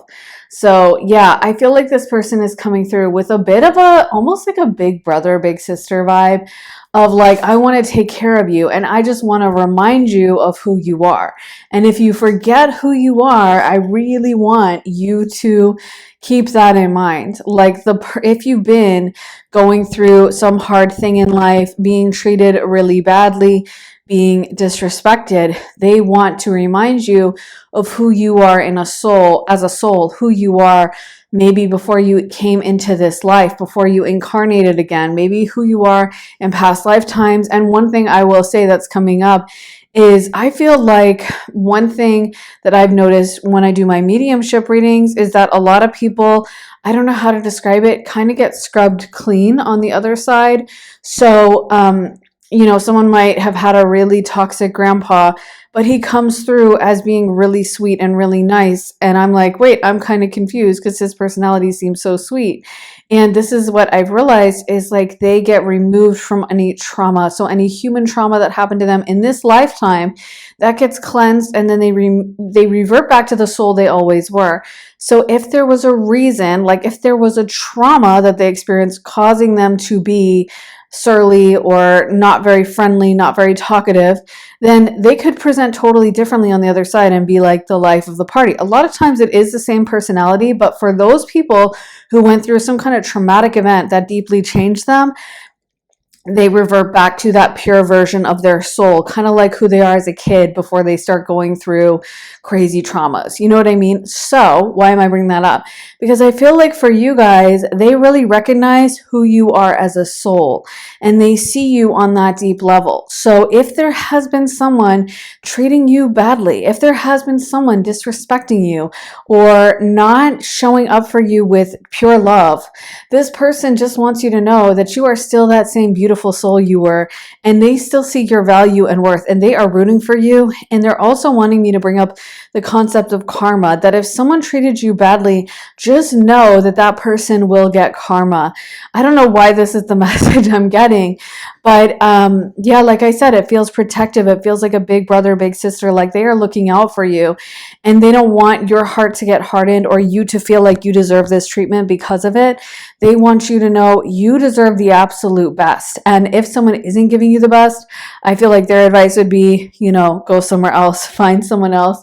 Because I don't think you realize, pile number 4, how charismatic you are, how beautiful you are, how stunning you are, how much of a blessing you are to be in other people's lives. And this person is acknowledging that. They are saying that, anyone who is not fully seeing your value is not someone they want around you. And I feel like this person probably does send you messages of support and love from afar if you're in during no contact with them, like they may think of you on the astral plane and just send you good vibes. Your higher selves may know each other and work in congress with each other to help each other out, so their higher self may be even working with your higher self to help you and to send you support and to make you feel that love. I feel like they are saying, whatever you guys have goes a lot deeper than any human connection, and it really is on a soul level. And so, yeah, they are just saying that, you deserve the world, and that you deserve to have success. You deserve to prosper. You deserve to be feeling really good about yourself. And they want you to just remember who you are, So let me get into some more tarot. Pile number 4. Oh, sorry. Let's see what tarot wants to come up for pile number 4. Okay, so we got the Lovers. Yes, definitely giving Lovers vibes. The Six of Swords. And I'm hearing as I pulled the Six of Swords, I had to go. So if this is no contact, that was why they may have been acting, like I said, out of a sense of fate, out of a sense of like deep spiritual knowing, even if it was painful for them as a human to leave. As a higher self, they knew that was what they had to do for their own fate and destiny. We got the King of Cups.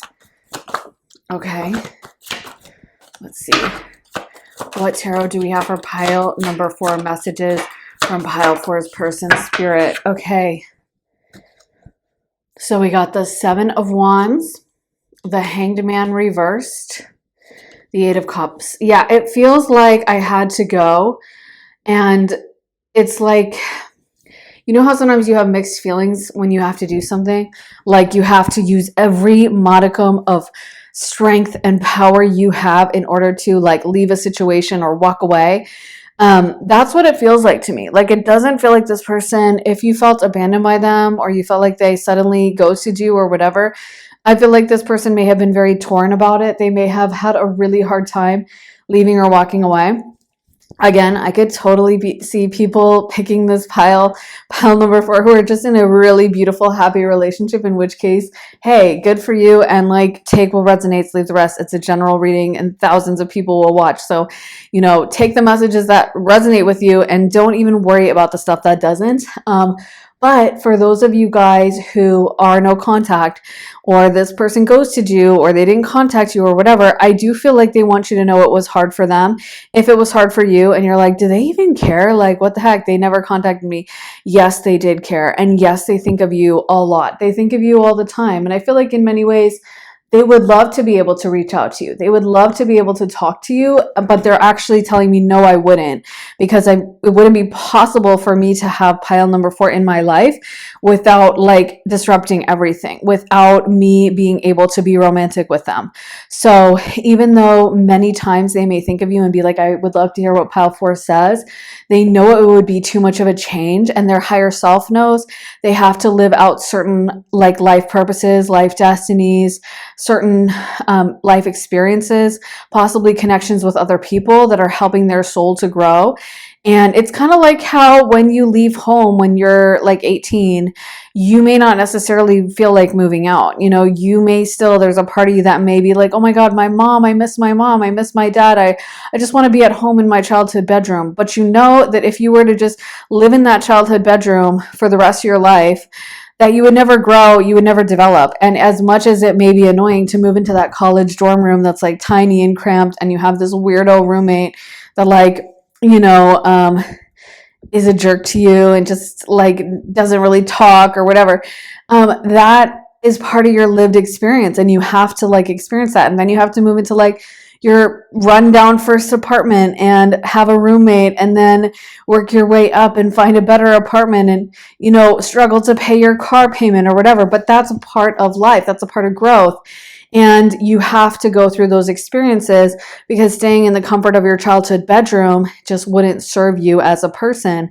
And just like that, our souls also feel that way. Like, even though you feel like home to this person, I feel like they felt like they had to step out. They felt like they had to push themselves, but it wasn't easy, and it wasn't something they really wanted to do. And I do feel like they still think of you now. They still ruminate about you, miss you. They probably would love to be with you in so many ways, but it's like they're acting out of that sense of higher obligation or a deeper knowing that this is what they're supposed to do, you know? So yeah, I feel like they felt so connected with you, and it may have even been a little bit too much for them. Some of them may have had fear of intimacy or something, but mostly I'm just getting the vibe that, you know, for them, it was something deeper and greater that they were chasing. And as painful as it was, they knew deep inside they had to do this. But they really do miss you and love you and think of you all the time, and probably have, you know, typed out texts late at night and wanted to send them, or thought about contacting you and then thought, no, too much time has passed, or like they're going to think I'm crazy. Or maybe they're in another relationship that, again, they signed up for on the other side to grow and develop. And they may not even feel the same way about this person that they felt with you. They may not have felt as close with them, but they feel like they need to live out that relationship, and they're getting something out of that in terms of soul development and growth that's just really important for them. So they have signed up for that. I feel like they've relegated themselves to that. But yeah, they think of you as being incredible. I also feel like with the Seven of Wands, they want to remind you you have a ton of options. You have a ton of people who will date you. That's another thing, is this person may have kind of bowed out of being with you just because they see you as someone who, like I said, have so many options that you could like date absolutely anyone. You have a million options under the sun. You can go with whoever you want. And I feel like they, in some ways, for some of you guys, this person may even live vicariously through you. Like they may check your social media, and if you post a lot or you're going out a lot or whatever, they may think of that as like really cool. Like they may kind of get a kick out of seeing what you're doing and imagining how you are, what you've been up to, who you're talking to. I feel like they see you as someone that's always so exciting, vibrant, full of life, someone that keeps them on their toes, someone that they never quite know what to expect with you.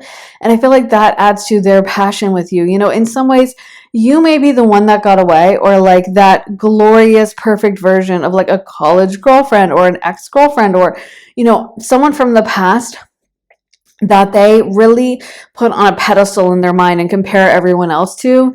And even though they may not feel capable to really act on this, and they may have resigned themselves to like, that's just not what's going to happen in my life, and I have to accept my current circumstances, I feel like they still have such a fond place in their heart for you.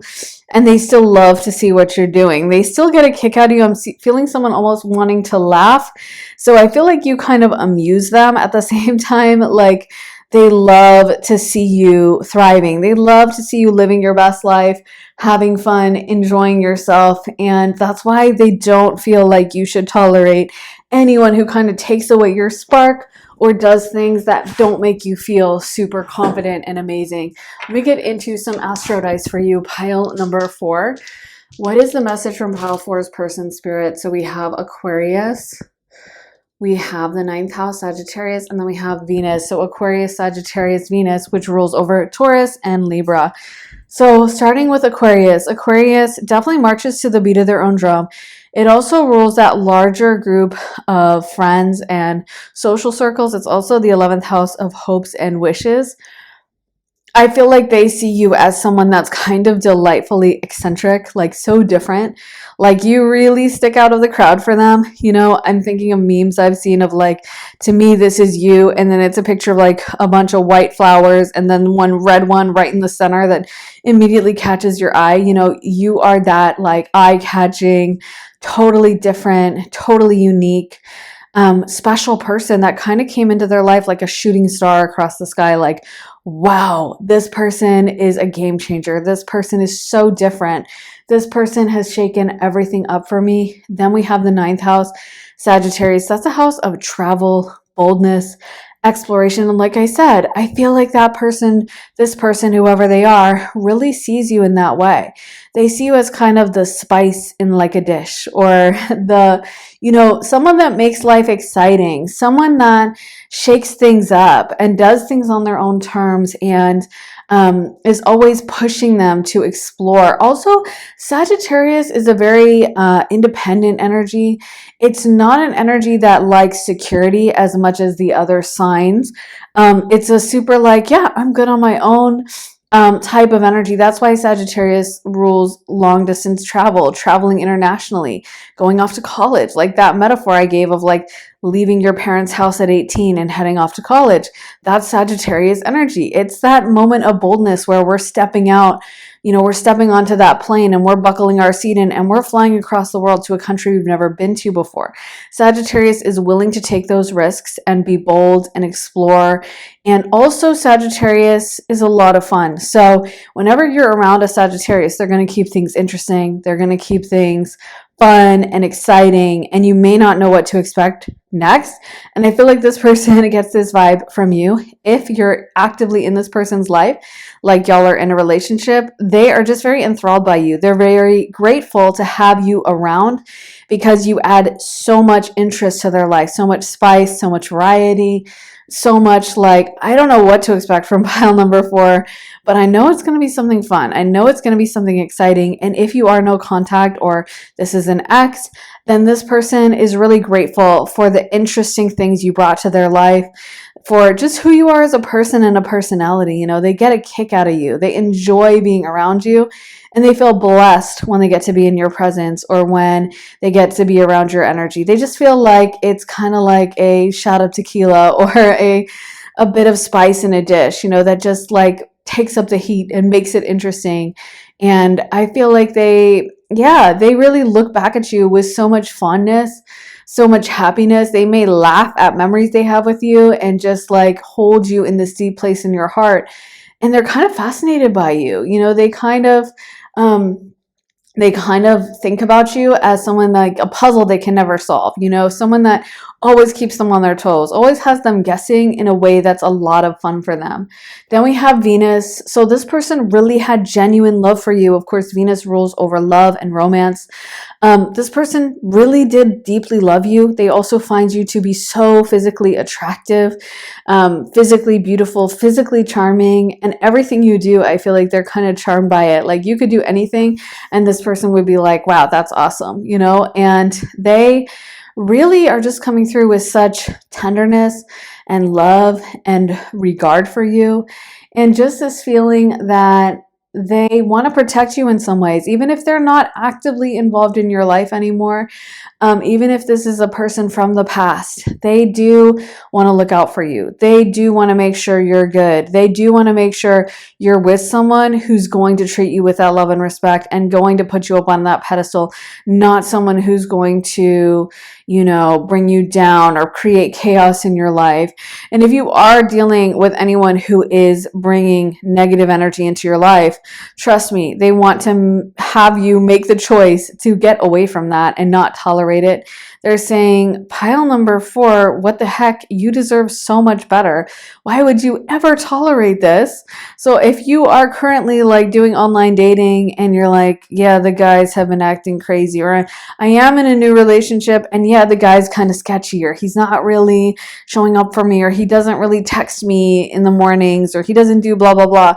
Yeah, this person is like, oh my God, why would you waste your time when you have so many options, pile 4? You have so many things to choose from. You have so many people who are into you. You are this princess of wands, princess of swords, princess of cups. You are this princess energy and you deserve the freaking world. So why are you tolerating that? And they feel very strongly about that if someone is not making you happy, if someone isn't bringing joy to your beautiful, stunning face and putting that beautiful smile on for you, then that is not someone that deserves to have access to your energy. And this person really wants to remind you of your worth and make you kind of stand up and remember that. So that is what I have for you, pile number 4. I really hope that resonates, guys. If it does, let me know down in the comments. I always love hearing your thoughts, your stories, your reactions. Also, make sure to give this reading a thumbs up, hit the like button, and subscribe. Also, turn on those notifications. That really helps the channel. And if you want to see more of my content, then be sure to head to my Patreon, where I post all my additional readings. There are over 100 exclusive readings you'll only find on Patreon, and new ones get posted all the time. time, you also get early and ad-free access to all my YouTube videos. I just posted readings all about who is hating on you and why are they so obsessed, as well as one about when you're going to be achieving your dreams and your next relationship. We actually have a poll going up right now, so you can suggest a topic if there's something you want to see and vote in the poll to help decide on the next topic we cover. But like I said, there's so much content to choose from over on Patreon, and then you also get to watch my videos way early before anyone else. So if that sounds good to you, then head to the link underneath the timestamps in the comments in the description and join me on Patreon. Also, if you're interested in booking a private session with me, you can do that at my website, briarrosetarot.com, whether you're looking for a quick half-hour reading, a full hour-length reading, whether you want it to be focusing on tarot, astrology, channeling, mediumship, a combination, whether you would like it to be pre-recorded or live, 30 minutes or an hour. You get to really customize everything and make sure it's the right reading for you. If that sounds good, then head to my website, briarrosetarot.com, and the link for that is in my description. So thank you so much for watching, guys. I will see you very soon in another reading. Take care. Bye.